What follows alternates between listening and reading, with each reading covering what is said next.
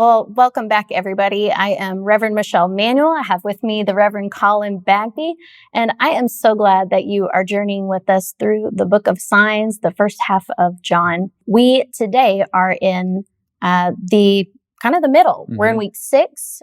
We are in chapters 7, a little bit at the end of 7, 8, 9, and a little bit of 10. And the overarching theme this week, if you haven't noticed already doing your readings, is rejection. All of these exhibit different ways that people can reject Jesus.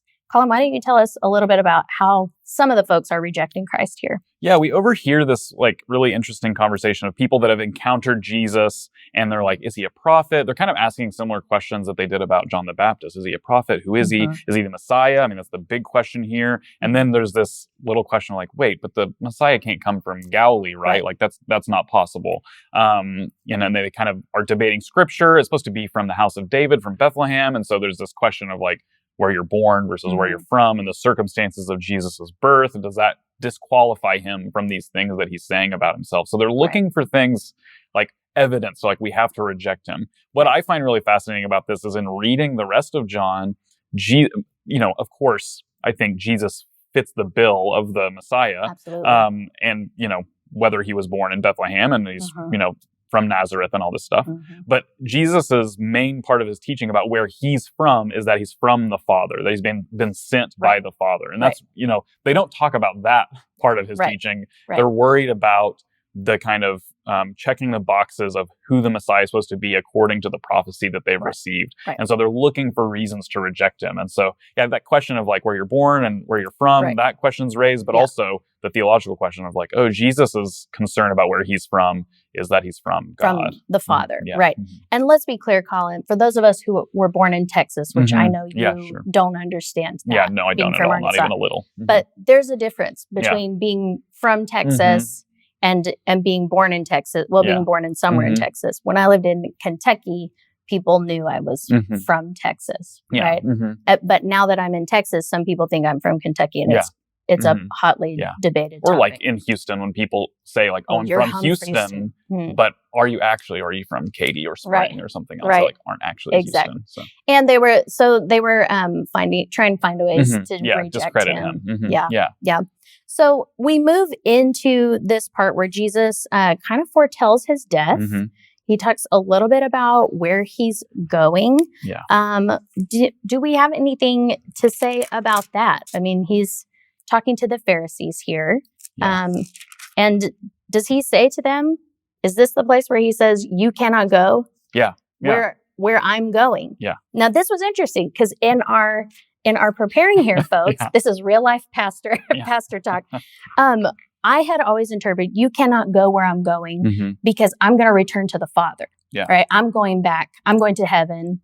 And it makes me think of that verse, in my Father's house, there's many rooms. I'm preparing a place, right? But Colin, you brought something up, which is so wonderful. And actually, I think it fits more with the Gospel of John. Yeah, I think it could be both and, that he is going to the Father, but all through the Gospel of John, Jesus is talking about his going away and where he's going. And I talked with David a few weeks ago about this conversation he has with his brothers, and his brothers are like, go, present yourself and be out there so people know who you are. And he's like, no, you don't get it. I can't go there yet. It's not my time. And also where I'm going, hint, hint, I'm going to the cross. Right. And I think that he's talking about that here too. He says in verse 28, when you have lifted up the Son of Man, that this lifting up isn't necessarily exaltation to heaven, though I think it is that too. He's talking about the lifting up of being presented publicly in this object of shame as being on the cross. So that's where he's going, that they're not going to go. Oh my goodness. The manner in which Jesus is living and teaching results in him being on the cross. And they're not doing that. They're flatly rejecting it. They're not going to go there. Right. So, they are not living a life of kenosis, one that pours itself out. Right.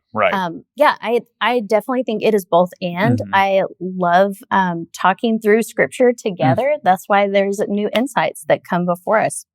Okay, so he moves a little bit into this talk about, there is this question about the sins of the father. Right.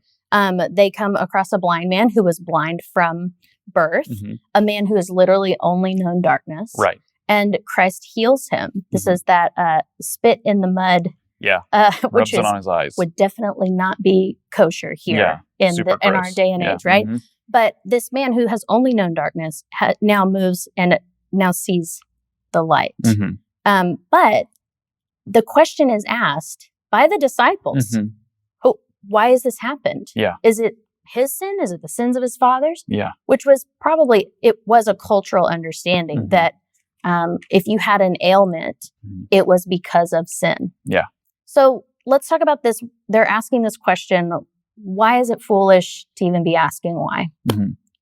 I think it's foolish to be asking why, because it's something maybe in all the Gospels, is that they're focused on the wrong thing. Like Jesus has done this amazing thing that's supposed to draw attention to this larger truth that he's trying to tell. And they're like, wait, let's back up. Why was he blind in the first place? And he's like, he's not blind anymore. Like, that's the point. Yes. That, he's going to be this sign for other people, that when people encounter him and they say, who did this to you? Right. He's going to say Jesus did. Yeah. He's not going to lead with, and the reason I was blind because, 30 years ago, my dad did this horrible thing, and then so I was born blind. It's not the point. And so it's this kind of adventures in missing the point again and again with the people that see what Jesus is doing. He's trying to draw attention to himself and what he's doing and a larger picture of what seeing and faith and belief actually is. And they're like, no, we want to talk about a couple of days ago when he was still blind. They're not in the moment, The whys, kind of asking for explanations. I mean, you and I both know we welcome questions of the faith and all of that. But the whys, like, why did this happen? Why is this happening to me? Those are okay questions to ask, but they don't necessarily move you forward into seeing the glory of God right before you. Right. The signs that are happening, that the Messiah is indeed here saving us. So, but this theme of dark to lightness is one that goes throughout this book of signs. And so Jesus is, again, being held up by John as the light of the world, the one who is impacting everyone and shining the light. And that movement from unbelief to belief is an option for everybody who encounters the Messiah. So let's talk a little bit about asking questions of the faith. I mean, we can sit here and think, okay, it's kind of foolish to ask that question, or there's other things, other questions that happen here in these passages. But you and I believe that asking questions of the faith is actually a very, very good thing. Yeah. Let's talk a little bit about that. Yeah. So there's, the question that we already talked about of like, is he from Galilee? That doesn't really make sense. Like, why would the Messiah come from there? And they're trying to wrestle with that. And we get to overhear this conversation of them unpacking that. One thing I find really interesting in that passage in particular is that then we hear from Nicodemus, who we've heard from earlier, who came asking questions. And then he is kind of the voice of reason in that conversation. Like, oh, he deserves a hearing. Like, we deserve to know, like, what's happened with this man. We shouldn't just rush to execution. We should listen. And the question leads then to, that conversation. And then the question here about, why was this person blind from the beginning?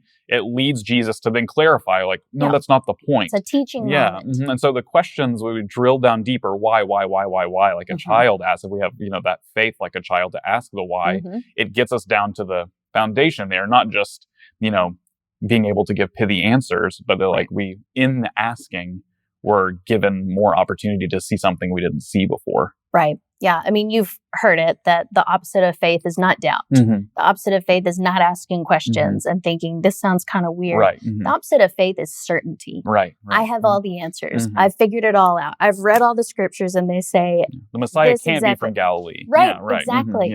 And so, this will be kind of where we end today, but there is kind of this movement amongst folks called Deconstruction.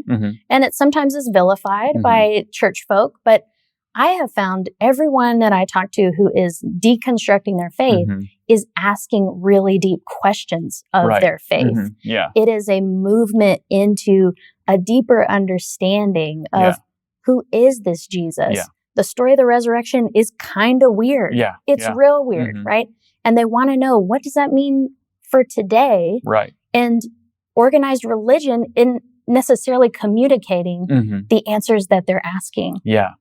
So, like, let's not confuse deconstruction with just straight demolition. Like, I think most people are well-intentioned in that, even in the scriptures, people that were face-to-face with Jesus were still plagued by, uncertainty and not understanding. They had the object of faith before them, and they still didn't quite get it. To their credit, Jesus isn't always direct, when maybe being direct might have been more helpful. But the questions eventually led them to faith for many of the people. I talked with David about Jesus' brother James was one of these brothers that doesn't quite get it in the Gospels. His own brother. Yeah, and his own brother. And then was a person that communicated the faith of Christ. Absolutely. And so a person that asked these questions that didn't quite get it face to face with Jesus. And we're centuries removed from him. It's, of course, we're doing the same thing, that our question might draw us closer to the one that can give us the answer, and not in just a here's what you should believe, but drawing us closer to this person that draws close to us. Yeah.